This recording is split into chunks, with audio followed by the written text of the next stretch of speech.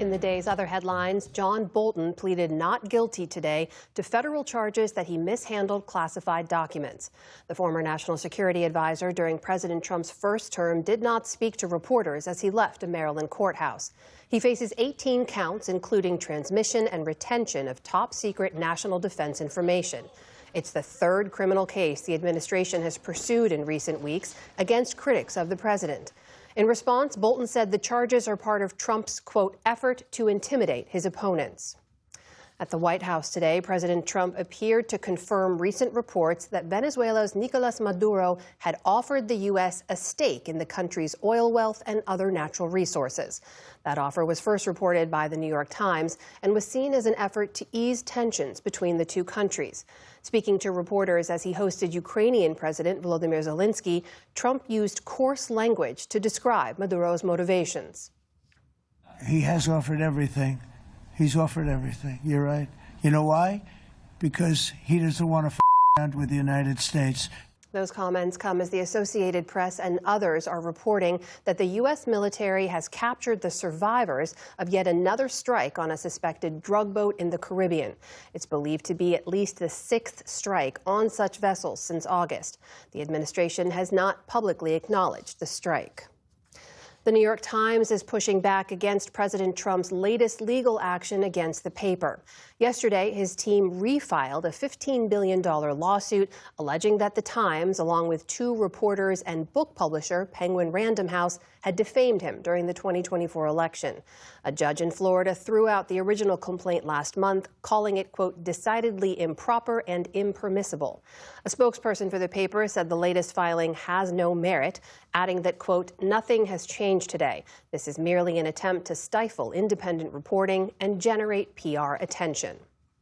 Britain's Prince Andrew says he will give up his royal titles after renewed attention to his friendship with the late sex offender Jeffrey Epstein. In a statement, the younger brother of King Charles said, quote, the continued accusations about me distract from the work of His Majesty and the royal family. His announcement comes after the release this week of excerpts from a posthumous memoir from Virginia Roberts Giuffre, who claims she was trafficked by Epstein and had sex with Prince Andrew at the age of 17. Andrew has long denied the accusations. He will no longer be known as the Duke of York, but remains a prince. In Madagascar, the army colonel who led a military coup was sworn in as president today.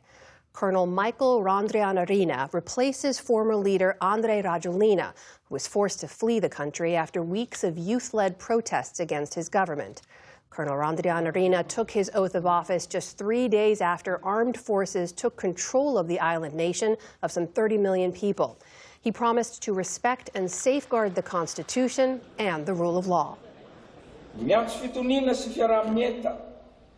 I call upon everyone to uphold peace, unity, and solidarity so that we may quickly restore our social and economic systems, which have fallen into distress. We will protect and rebuild the entire system of governance and administration, aligning it with the true aspirations of the people. Randrianarina has said he'll remain in charge for at least 18 months before any new elections are held. The United Nations has condemned the military takeover as unconstitutional, and Madagascar has been suspended from the African Union. Back in this country, Ford Motor is recalling more than 600,000 vehicles in the U.S. in two separate actions. The first involves more than 330,000 Ford Mustangs, which may have seatbelts that don't properly restrain people during a crash. The second involves certain F-Series Super Duty trucks from 2020 to 2022. Those could have problems with their rear-view cameras. Ford has issued a record number of recalls this year as it works to address a range of safety issues. The automaker says owners should bring their cars in to have them checked and that related repairs will be done free of charge. On Wall Street today, stocks cruised to a solid end to the week after President Trump once again tried to ease worries over his China tariffs. The Dow Jones Industrial Average added nearly 240 points on the day. The Nasdaq rose more than 100 points, and the S&P 500 also posted decent gains. And Japan's former Prime Minister Tomichi Murayama has died. He led a coalition government in the mid-1990s, but is perhaps best remembered for issuing an unprecedented apology on the 50th anniversary of Japan's surrender in World War II. In 1995, he said Japan's, quote, mistaken national policy caused tremendous damage and suffering to the people of many countries, particularly to those of Asian nations. He resigned the following year, but the Murayama Statement, as it became known, became a part of Japan's political fabric. Officials say Tomichi Murayama died today in his hometown. He was 101 years old.